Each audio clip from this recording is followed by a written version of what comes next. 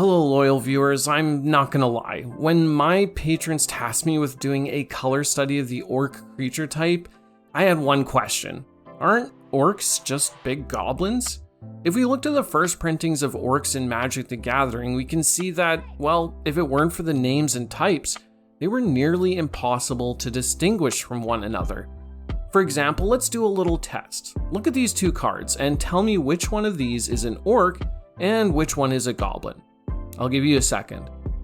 Well, it was a trick question, they're both orcs, and I think this test showcases exactly what I mean. Nonetheless, I was determined to look deeper into this creature type, and like everything in the multiverse, nothing is quite as simple as it seems. In fact, the orc is indeed its own unique being, but this change took many years. So in this video, we will follow its evolution over the 20 plus years of Magic, discuss its changes over time, and how those are reflected in the colors that represent them. To do that, we will indeed have to start all the way back at the beginning. Orcs, like many iconic creature types, were first introduced in Alpha, and just as I said in the intro, they could hardly be distinguished from goblins at this time. Wild, silly, and violent, they were always red and getting up to no good, even in their iterations in subsequent early sets, like Fallen Empires and Time Spiral. There was hardly a difference to be found, or a unique trait. It was to the point that I'm not even sure why they created the orc type to begin with.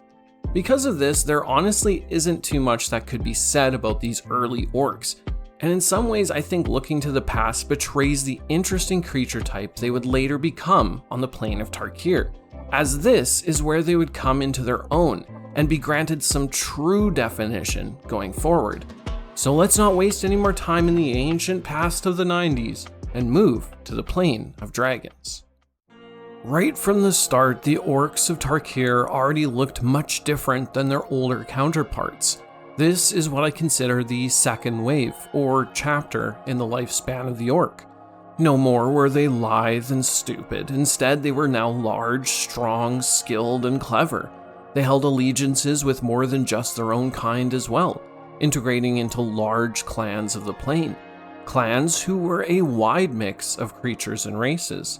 What's more is that they were granted a color outside of red, in black, and while yes, there was the rare orc before who was more than red, such as Sakar Deathspeaker, this was exceptionally rare. Tarkir is what fully added black as the secondary color for this creature type as well.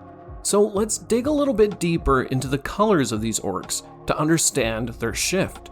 Red, of course, has and will always remain a primary color for the orc, and on Tarkir, this was no different.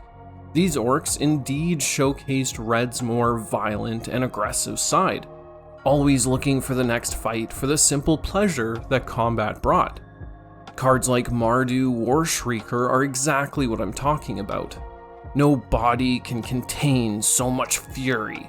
It reminds me of another battle, long past.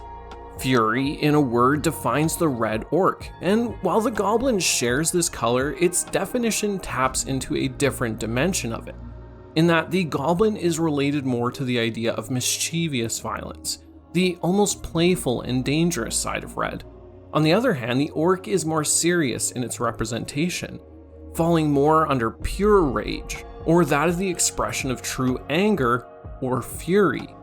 To the red Orc of Tarkir, rage boils over into everything they do, its anger issues cranked up to 100.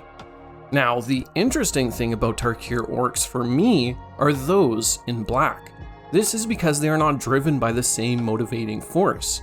It is not rage, but rather a desire to prove oneself. Cards like Merciless Executioner and Battle Brawler showcase the desire to exert itself and prove its worth. The latter of the cards stating, "Every time he returns from battle unscathed, he feels a tinge of disappointment." This idea of proving oneself, of marking its worth based on battle scars, is what sets the Orcs of Tarkir apart from the Goblin. Whereas the Goblin strips away any real motivation and acts for nothing more than the simple desire to act.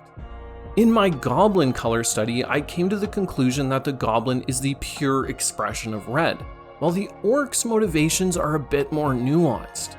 From here, I want to travel to the Plane of Ixalan to further showcase the evolution of the Orc. When we travel to the land of pirates, dinosaurs, and conquistadors, we see many similarities, and yet some subtle differences in the evolution of the Orc.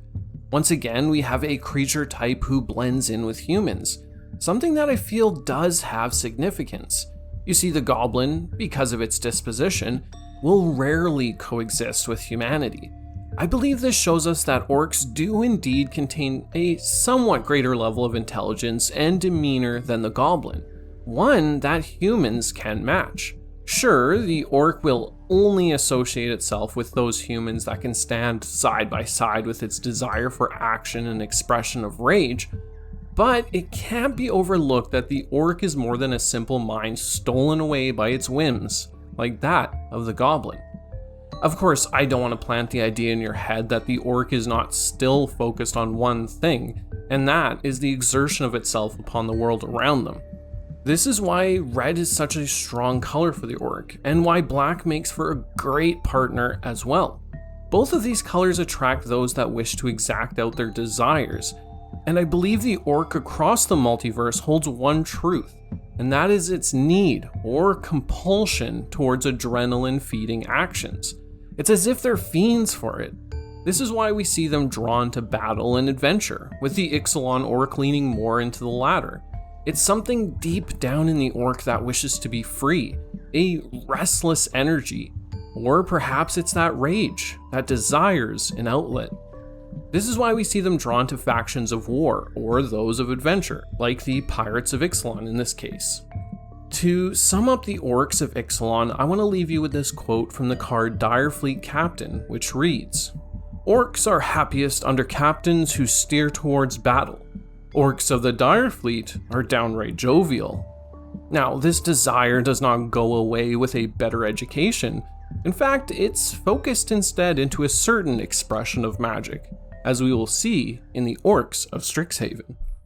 I believe that the representation of orcs in Strixhaven did to this creature type what Tarkir did for them in the past, and that is to fundamentally shake up our understanding of the creature. To me, this signals the third wave or chapter of the orc, as it could now be whatever it wanted. That is, with one remaining feature, and that is its desire for action, or the feeding of its adrenaline, as we see on the card Prismari Pledge Mage. Many have the talent to create, but few have the courage to share their creations. Note the school in which the orc enrolls as well, and that is the Prismari, the one school whom favors action and expression over restraint. Now, I would have liked to see an orc or two in the school of Lorehold, as I believe that would have been a great fit, but I suppose they weren't ready to give the orc white mana just yet. So with the chosen school in mind, that of Prismari, and the fact that the orc even attends Strixhaven, we're shown an even greater level of intelligence, and for lack of a better word, humanity of the creature type, further separating it from its origins.